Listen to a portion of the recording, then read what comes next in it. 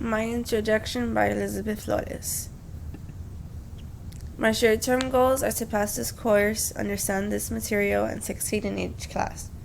My long-term goals are graduating with my bachelor's degree, passing my classes with all A's, and furthering my career into a job I find best.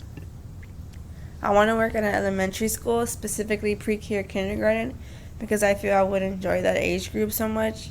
Their personalities are blooming at this stage, and I feel it would be an interesting challenge for me with the students.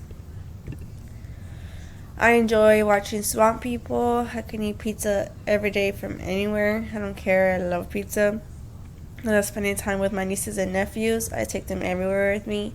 I take my dog Bella to the dog park or the beach on my days off. I work in retail. I enjoy it very much. I've always wanted to become a teacher, specifically because seeing how I was taught, I know what I would like to have had taught to me differently, or how I would have wanted a teacher to be or instruct better in, is to become an effective teacher with an efficient classroom with the orderly procedures to have your students organized with their work, as well as to gain your students' trust and respect so that they know they will succeed by your side and with them putting in all their effort. Thank you.